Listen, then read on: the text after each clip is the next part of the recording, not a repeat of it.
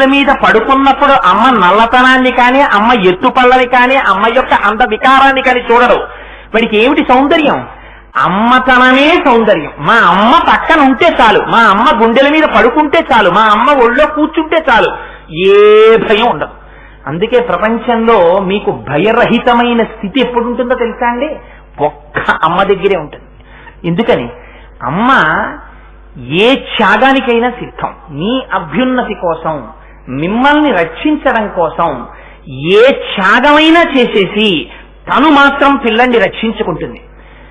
ఒక పిల్లవాడు, తెలియక పసిపిల్లవాడు పారాడుతున్నాడు. ఎట్నుంచో పాము పరిగెత్తుకుంటూ వచ్చింది. వచ్చి పడగెత్తి ఆడుతోంది. పిల్లవాడు తెలియక పాకుతూ ఉన్న పిల్లవాడు చెయ్యెత్తి పావుని పట్టుకోవాలని చూస్తున్నాడు. వాడికి తెలియదు పావుని. పిల్లవాడి కేరింతలు వినపడ్డాయి అమ్మకి. ఏదో చూస్తూ పెరట్లోకి వచ్చింది. పావుతో ఆడుతున్నాడు పిల్లవాడు. చెయ్యెత్తి పావుని పట్టుకుందాం అనుకుంటున్నాడు. పడగ దొరకకుండా పావు అటు ఇటు ఊగుతోంది. అమ్మ చూసింది.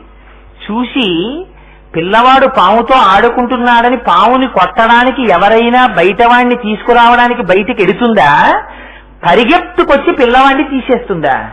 పిల్లవాణ్ణి తీసేస్తుంది. తెలియదా అమ్మకి? పిల్లవాణ్ణి తీసేసే ముందు పావు తన్నికరి చేసేటటువంటి అవకాశం ఉందని అమ్మకి తెలుసు.